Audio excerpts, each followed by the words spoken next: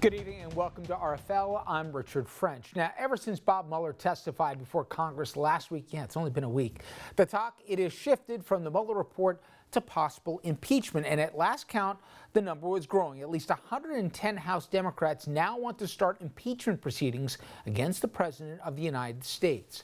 Congressman Jamie Raskin, who serves on the Judiciary Committee, says it's already started. I would say we are in an impeachment investigation. And as to the results of the investigation, it could lead to articles of impeachment or it could lead to something else. But from my personal standpoint, I think we are in an impeachment investigation. And Jerry Nadler, New York Democrat who chairs the judiciary, he's just asked a federal judge to hand over secret grand jury evidence collected from the Mueller probe. That court filing says the committee needs that information as they determine whether or not to recommend going ahead with impeachment. But the latest numbers show most people, they don't want the Democrats to pull the trigger.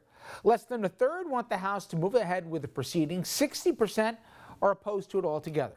And joining us to discuss that and so much more is Democratic New Jersey Congressman Tom Malinowski. He serves on the Foreign Affairs Committee. He was also on President Clinton's National Security Council and after that an Assistant Secretary of State in the Obama administration. And Congressman, we're going to go around the world with you in a little bit, but first let's start closer to home. I did the latest whip count as it relates to appetite for impeachment. There's some who say that Speaker Pelosi slow playing this, others putting artificial deadlines of September, others pointing out that no matter what you do in the House, it'll never get through the Senate. So it's a Pyrrhic victory, if even that, if you move ahead. Take us behind the curtain, if you will. What are the discussions among Democrats and how much is there an appetite really to move ahead with this? Well, we have moved ahead with this.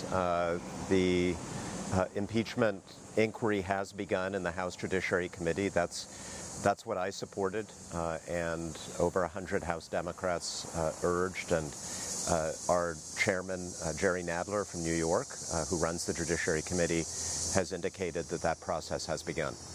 Was there something, what was the tipping point for you? Because you weren't one of the first ones to call for impeachment. Was there something you heard? Was it testimony possibly from Mr. Mueller himself? What was there where you finally said, yep, there's enough here to move ahead with an inquiry?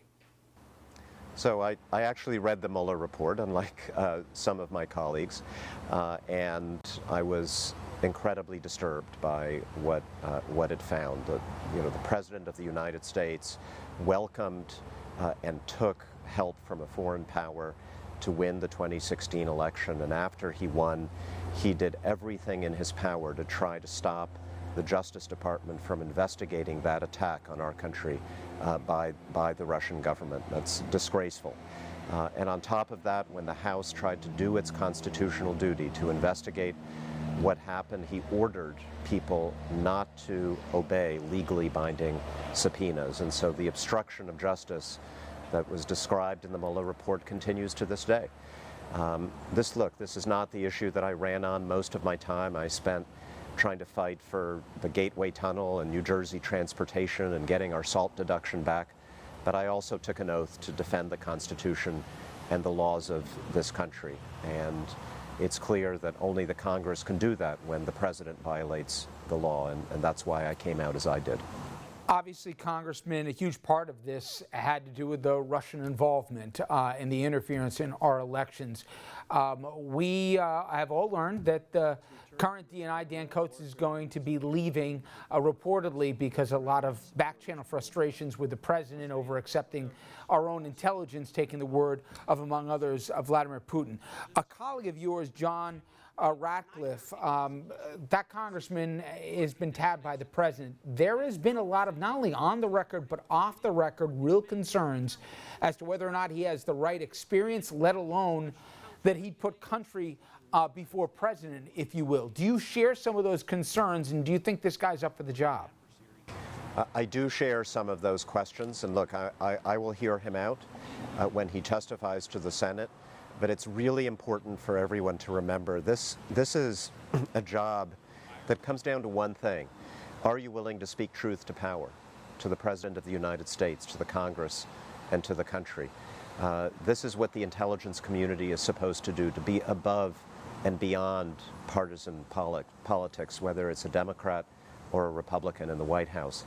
And I'm worried that that the reason why President Trump is nominating this particular individual is because he thinks that he'll tell him, the president, what he wants to hear. That would be terrible for the country, and we're going to need to make sure before he is confirmed that he is committed to doing the job in the right way. And even more surreal when you consider what we just had confirmed yet again about the Russian interference, not just in 2016, ongoing and with full intentions to go forward in 2020. To that end, you've been in many world capitals. I read your bona fides to the audience right before this interview.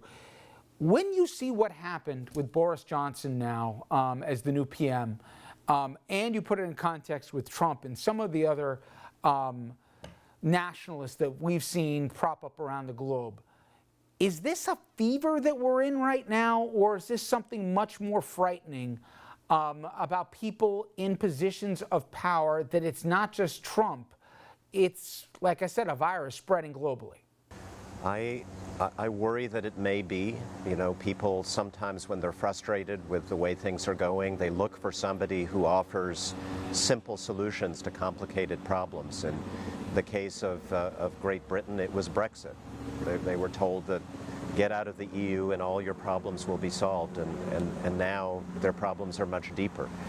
So look, Britain is our ally and our friend, and we're going to stand by them, and I think they'll stand by us.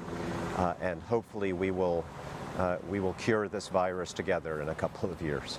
You had a resolution that's just passed in the House with bipartisan support, I should say, condemning some of the president's comments deemed racist against those 4 congresswomen.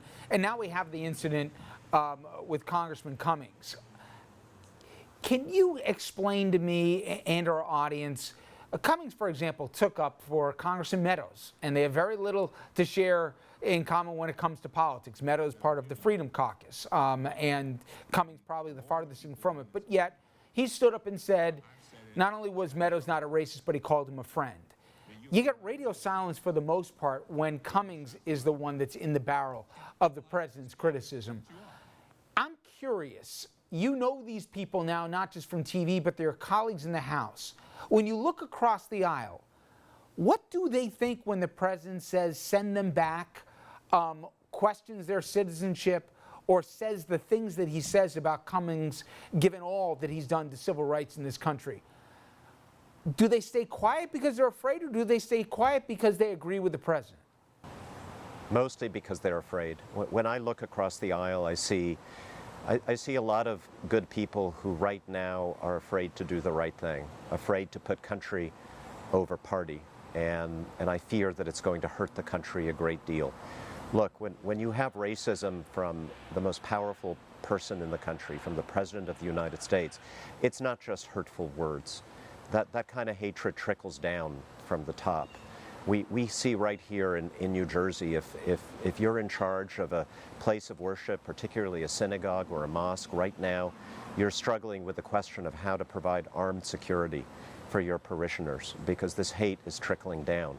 We had another shooting in California, in Gilroy, by a guy who was radicalized by this white supremacist hatred online. We had another shooting at a synagogue in Florida a few days ago. Thankfully, nobody was killed.